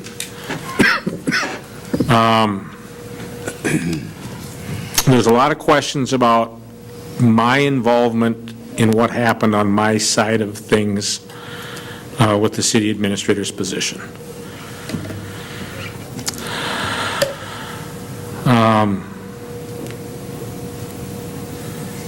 I have always supported the city administrator. I still do. That's not any secret. But I think that the public needs to understand that, you know, there were conversations that happened that caused that meeting to happen. And Councilmember Nelson, I'm kind of jumping in front of you here.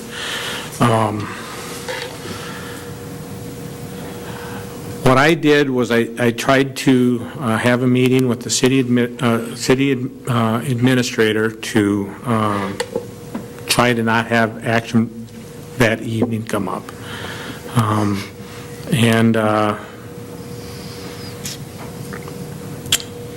So I, like I said at the last meeting, I did meet with the city administrator. I did tell her that I thought there were some actions that were going to happen that evening. So for that, I'm responsible to the citizens for having done that. I did it in the best interest, what I felt for the city. I did what I felt the best interest in moving us in a positive direction. I think it goes back to the retreat that you talked about, Councilmember Christensen, and that's why this is all coming up tonight. But, you know, we need to be an open, transparent council, and I think we all agree with that.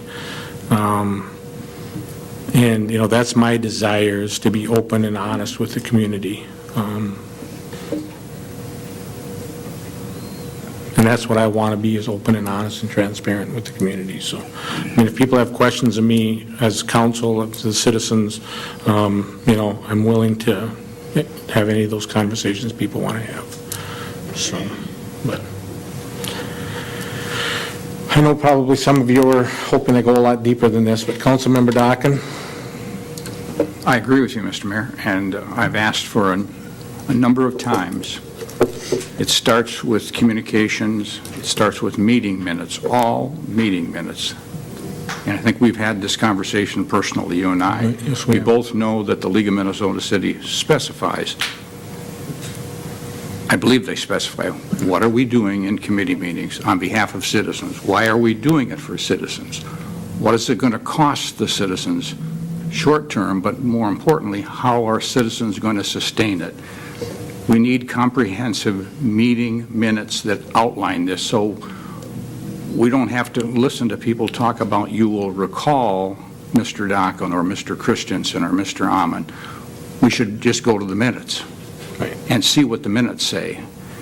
That keeps everybody open, honest, and transparent. And Mr. Dockin, what I'm saying is that I did not go to a committee.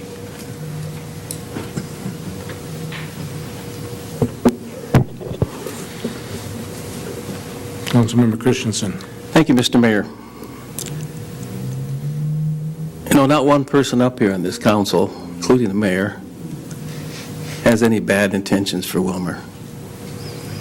Everything we do is for the best interest of Willmar. I have 2 sons that have chosen to live and work in Willmar, 4 grandkids. Nothing that I do, say, or vote on is to belittle or make Willmar worse. Everything, we make tough decisions. They're not easy. We've gone through 3 weeks of pure hell. Hate emails, editorials in the paper defaming me. They won't put the executive director of the Chamber of Commerce's name in the paper, but they're putting mine front and center. There's a movement to kick me off of the council. I have only good intentions for Willmar, folks, and everybody up here does. And we're reminded every year that when we make a vote, whether it's 6-2, 7-1, 5-3, we stick by that vote.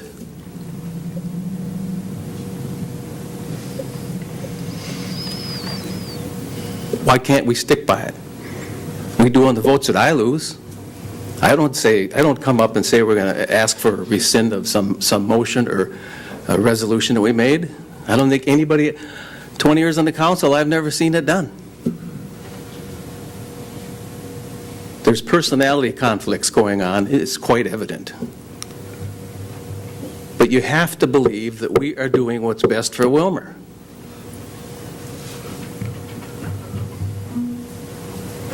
You refuse to explain your vote, period. Point of order, Mr. Mayor. Continue.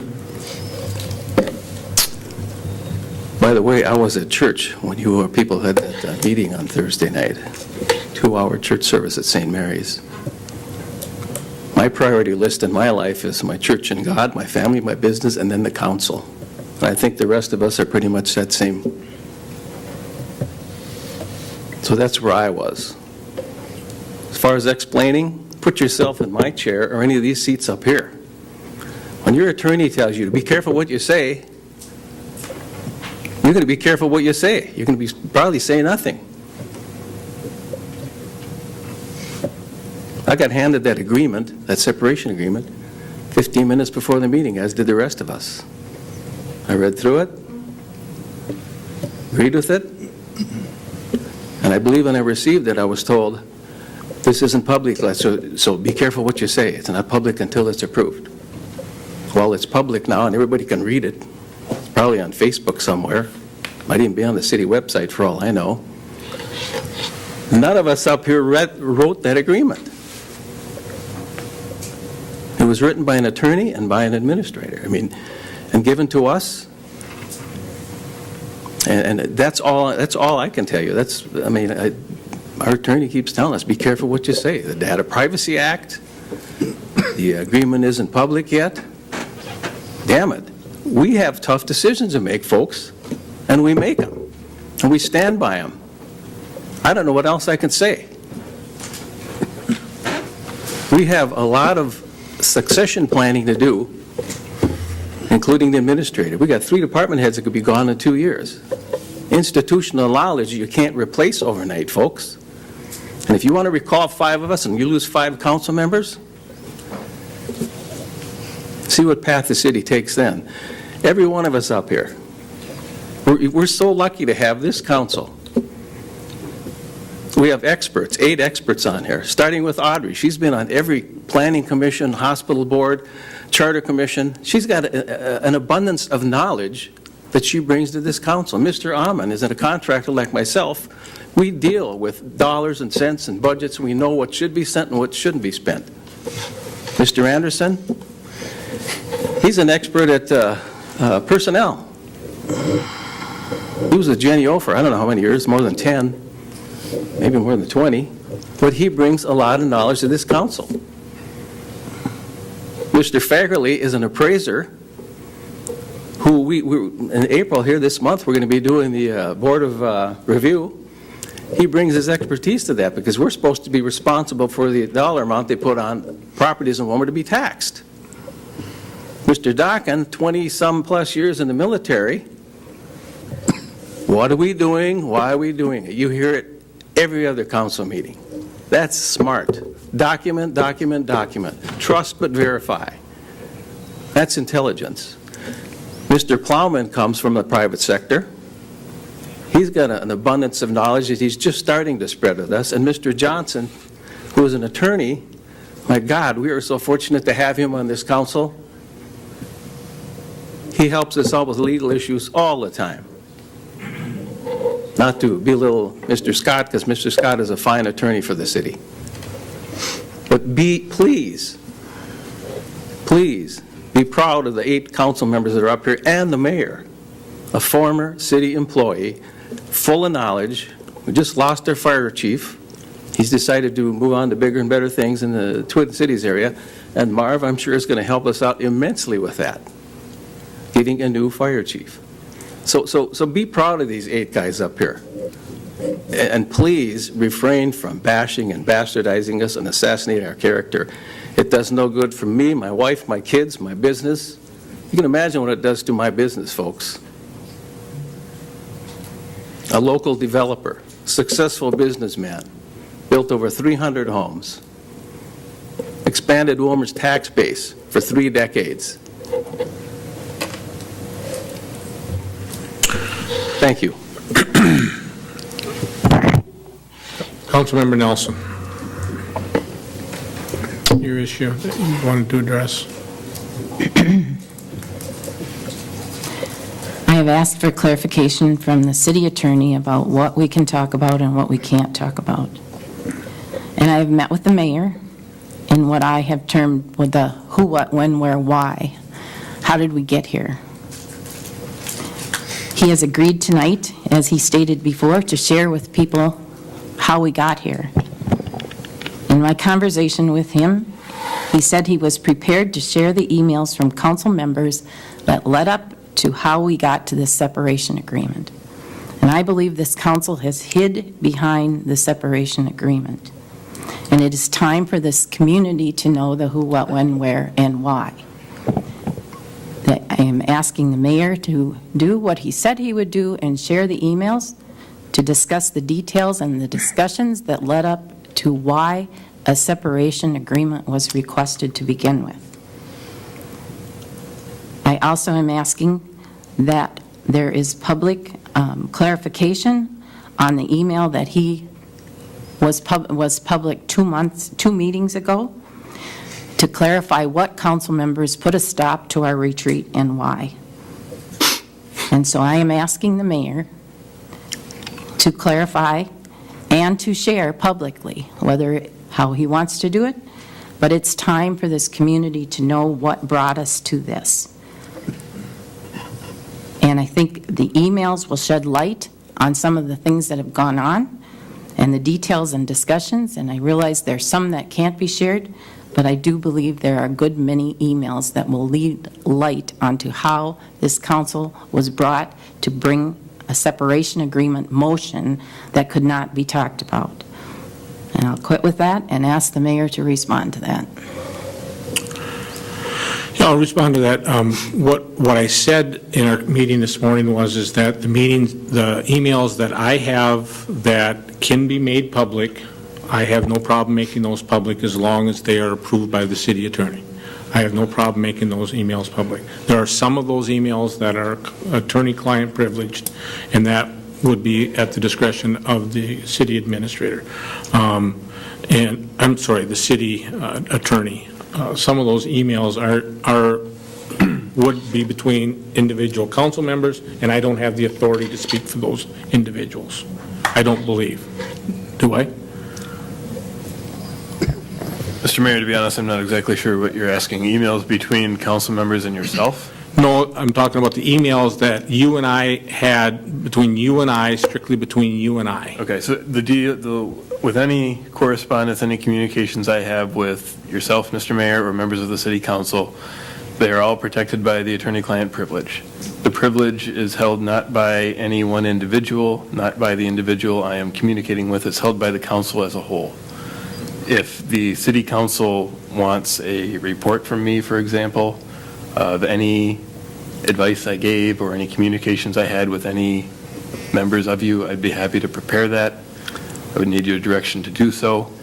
I would do that in a format that would still be privileged. The privilege, again, is held by the council. It's not held by me. It's for the council's benefit as my client. The council always has the authority, if it wishes, to waive privilege. So it would take a vote of a majority of the council to do that. Does that answer your question? I think it answers my question. I thought that if there was an email between you and I that I could release that, but that is not true then. No, that has to happen. The council holds the privilege. So you're a representative of the body, my client. The council as a whole holds the privilege. If the council would like to make any of those emails public, it has the authority to waive privilege, and it may do so. But the council has to do it.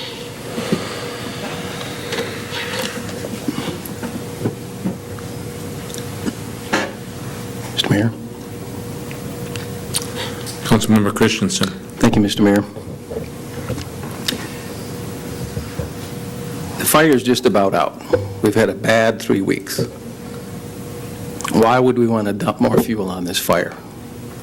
I don't like discussing the past. The past is gone. 3 weeks ago, it's done, gone. The decision's made. I don't understand why we'd want to keep bringing this up and bringing it up and bringing it up. Is it just because someone didn't like the vote? I mean, what's it for, an indictment? None of us are looking good. Rehashing this out, it doesn't make anybody look good, the public or us, or the city.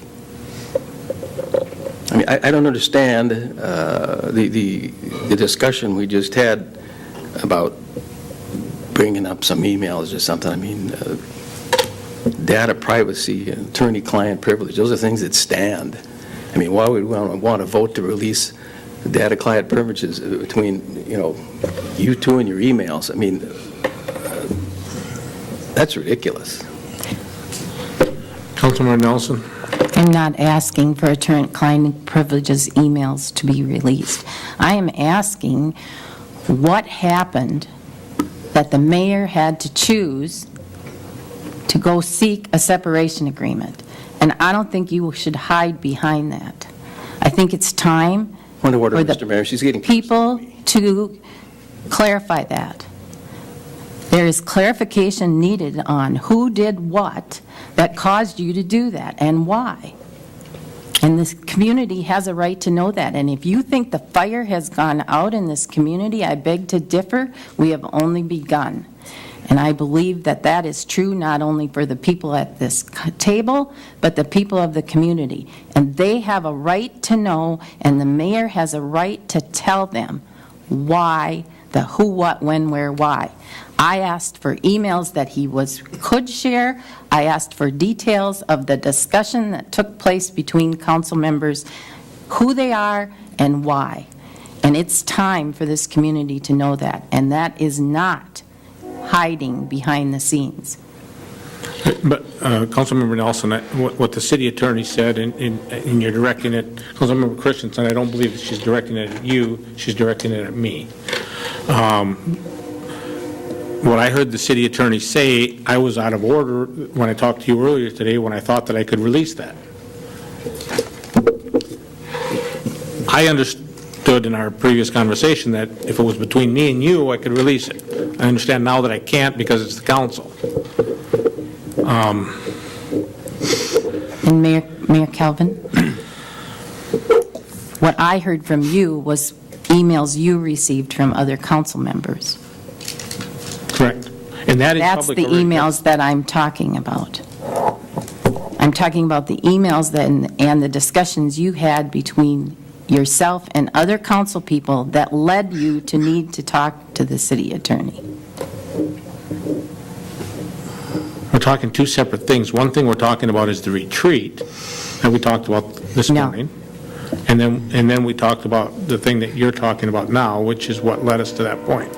Two separate discussions.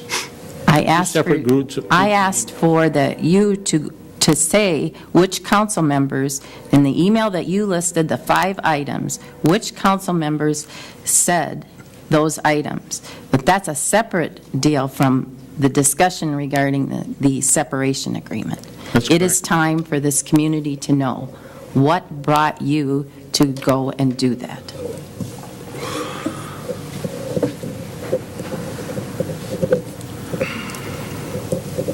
Mr. Mayor? Councilmember Plowman. Are we ready and willing to accept any liability that comes with the answer to those questions? I believe that's what the city attorney has said, that we have to ask that question. And it takes a motion from the council, from what I'm asking the council, and it's maybe kind of a rhetorical question, but are we ready and willing to accept any liability that comes along with it? It's something to consider. Mayor. Councilmember Nelson. The information that I heard, I'm not sure that there is a liability for the city to know those things. I don't believe that. You know, if we're not talking performance, and if that's not part of the issue, then I don't see how we're setting ourselves up for liability. I just think this community needs to know the conversations that took place with council people. Councilmember Christensen. Thank you, Mr. Mayor. We're going nowhere here. A couple facts that the public don't realize, that the 5 people that voted on that hired this administrator. There were 7 applicants, 5 men, 2 women, and we hired a woman. So the sexist thing is out the window. They keep bringing it up with my name attached to it in the newspaper and in editorials. We hired this administrator, a woman. We may hire another woman. I can't guarantee it, but it was us, the 5 of us, did the hiring process and hired her. Again, we're going nowhere debating this. And to say that you have no knowledge, with the exception of Mr. Plowman, for God's sakes, it was in the paper for 4 days, folks. You can pick up your phone and call the administrator, you can call the mayor, you can call the city attorney. We were all at an evaluation a year ago. So to say that, what are we here for? That's bogus. It's just, again, I don't know where we're going. If we need a motion to stop this, I'll so move. But we need our committee dates for next week, and we need to move forward. Pardon the pun. I'm for moving forward.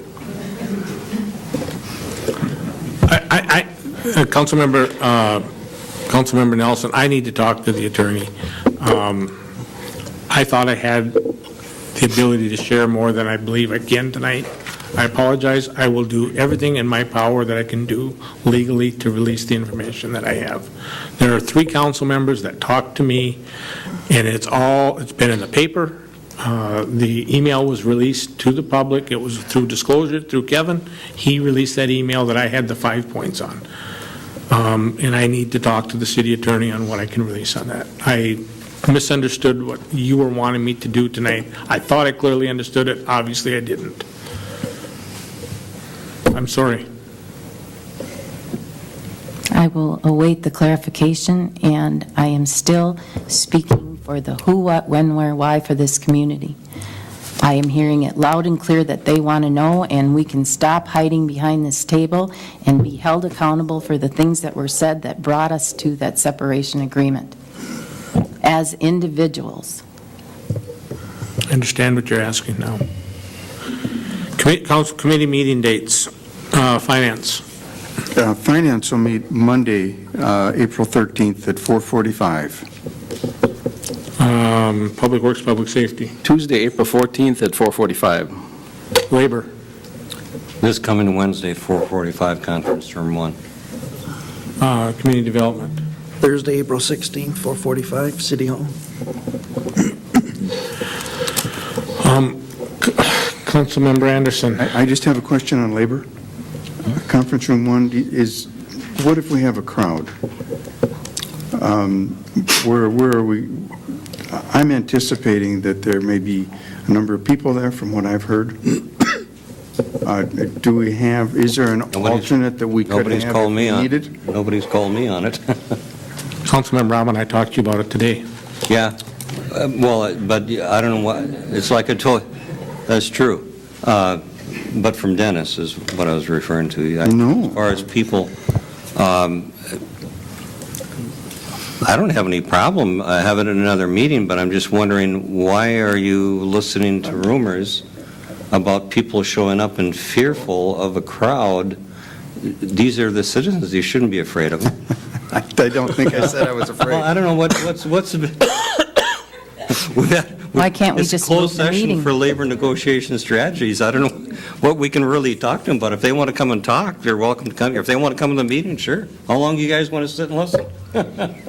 It's fine with me. Councilmember Anderson. There are things on that agenda other than the closed session. Yes, there is. There is an item that has to do with replacement of the city administrator. No, that's not. That was put on by Charlene Stevens on the agenda. That was not my approval to put that on the agenda. It was going to be discussion on format, how to proceed with the issue, not to deal with that issue directly. That is completely false. I'm just reading the agenda. Yeah, And that's my on the question- agenda. I don't write the agenda. I Well, left a message. All right. So, what else do you want to argue about, Dennis? Let's get out of here. I probably got a number of things. Is that a full council? Yes. At that? Everybody's welcome. Councilmember Nelson. I would ask that we make arrangements to move the meeting. I don't care what's on the agenda, the discussion that needs to take place needs to be open and transparent and inviting the community to come and listen, just as we do to any other meeting. And I would ask that we move it to the council chambers as we do other full council meetings when we have a committee meeting. Councilmember Christensen. I move to adjourn. It's motion to adjourn. Is there a second? I'll second that. Motion been made and seconded. All in favor signify by saying aye. Aye. The motion, those opposed? Aye. Opposed? Motion carries.